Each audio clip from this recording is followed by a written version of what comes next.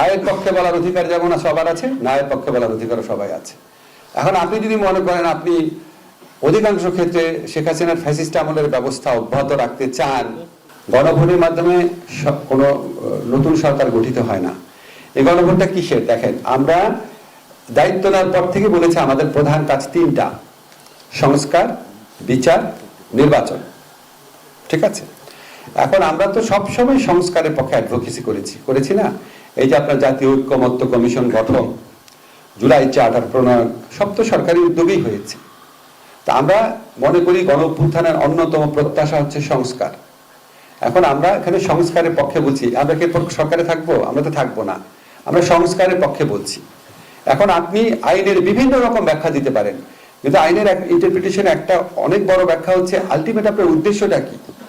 উদ্দেশ্য কি জনকল্যাণ, জনগণের স্বার্থ, রাষ্ট্রের স্বার্থ? আমরা সেটার পক্ষে দাঁড়িয়েছি। আমরা কিন্তু কোনো দলের পক্ষে দাঁড়াই নাই। কারণ আপনি দেখবেন সব দলই সংস্কারের কথা বলেছে।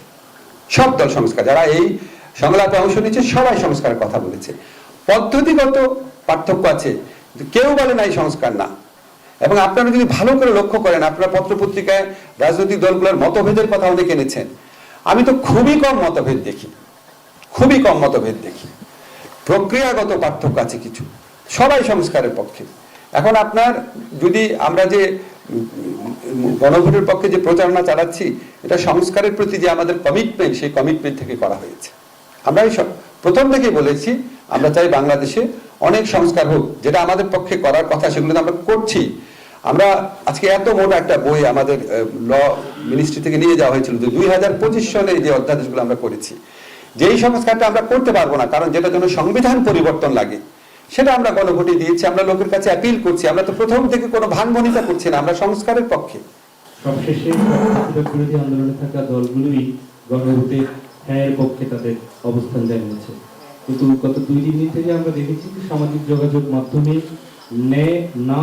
গণভোটের নায়ের পক্ষেও ব্যাপক প্রচারণা চলছে।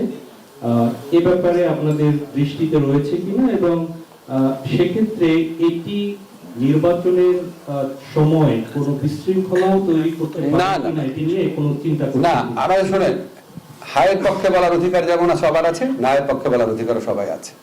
এখন আপনি যদি মনে করেন আপনি অধিকাংশ ক্ষেত্রে শেখ হাসিনার ফ্যাসিস্ট আমলের ব্যবস্থা অব্যাহত রাখতে চান, দেশে বৈষম্য, তারপরে নিপীড়ন, মানবাধিকার লঙ্ঘন আগের মতোই অব্যাহত থাকুক, আমার কোনো সমস্যা নাই, আপনি বলেন আমি নায়ের পক্ষে আছি, সমস্যা নাই। কিন্তু আমরা কাউকে এই প্রচারণা থেকে বিরত রাখার কোনো অধিকার আমাদের নাই, কোনো ইচ্ছা আমাদের নাই। আমরা মনে করি যে এটা মানুষের বিবেক বোধের ব্যাপার। 15 বছর আপনারা দেখেছেন শাসনতান্ত্রিক সংস্কার না হলে কি অবস্থা হতে পারে, এটা আপনাদের ব্যাপার।